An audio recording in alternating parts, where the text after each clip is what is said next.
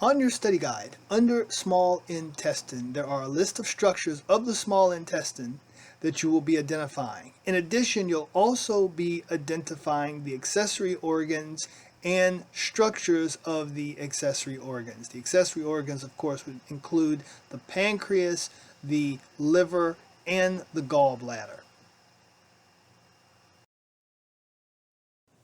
This is the lower half of an image from your textbook and lab manual showing the digestive organs of the abdominal region. Our focus, of course, is the small intestine and its associated accessory organs. The small intestine starts here at the pylorus of the stomach. The first component of the small intestine is the duodenum. The duodenum loops around the head of the pancreas. The structure here is, the organ here is the pancreas. This is the duodenum. Duodenum leads to the jejunum, which is the second portion of the small intestine. The jejunum leads to the ileum, and then the ileum leads to the cecum of the large intestine. Students are often concerned about, well, how do I know where the duodenum ends and the jejunum begins, and where the jejunum ends and the ileum begins? Really, it's not possible to determine that macroscopically. You'd have to look at the change in the mucosa of the small intestine to definitively know when we move from duodenum to jejunum to ileum. However, what I'm most concerned about is that you know the order of those three regions, that you know that it's the duodenum first, the jejunum second, and the ileum third. So if I ask you to identify the duodenum, it'll always be from a location that's like right off the stomach. So if I wanted you to identify the duodenum, I'd say name this specific portion here, or specific tube here, or specific organ, duodenum.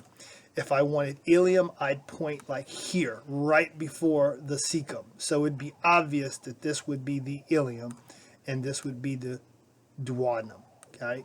And if I wanted jejunum as an answer, I'd ask specifically what's the second segment of the small intestine. I wouldn't point here and then expect you to know where the jejunum ended and the ileum began.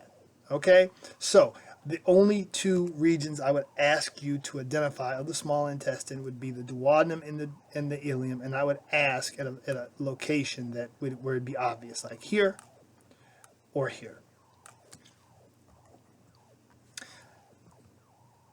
Here we have the accessory organ, the liver, the associated gallbladder, and the ducts which move the substances produced by the liver and moved by the gallbladder to the duodenum.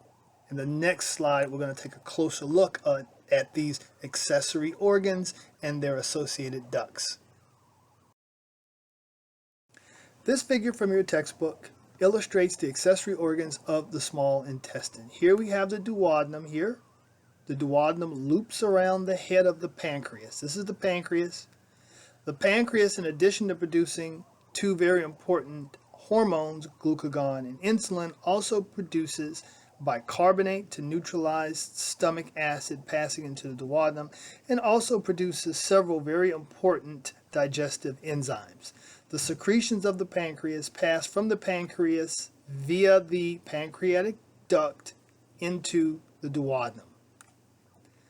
Another accessory organ of the small intestine is the liver. The liver contains two lobes, a left and right lobe, and this structure here is the falciform ligament that secures the liver to the diaphragm.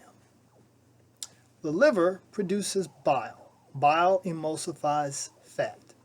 Bile leaves the liver via the left and right hepatic ducts. Those ducts merge to form the common hepatic duct. If we are between meals, where there's not a need for bile to be secreted into the duodenum, it moves up the cystic duct and is stored in the gallbladder. There it stays until there's a need for bile in the duodenum. At that point, the gallbladder contracts, bile moves through the cystic duct into the bile duct. The bile duct then takes the bile to the duodenum.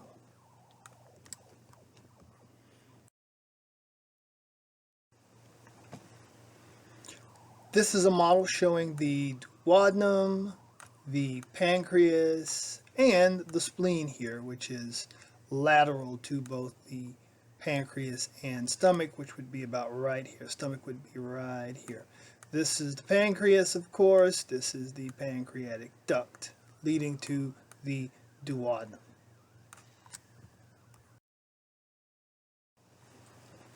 This is a liver model here. This is the left lobe of the liver, right lobe of the liver. This is the falciform ligament that secures the liver to the diaphragm, which would be just superior to the liver here.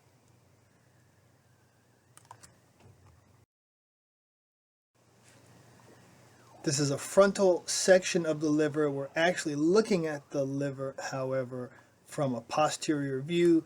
This is the left lobe of the liver, right lobe of the liver. This is the gallbladder here. Therefore, this would be the cystic duct. The common bile duct is cut off here, and these are the hepatic ducts, although this gets a little confusing, so I would never ask you to identify those. But gallbladder, cystic duct would be fair game.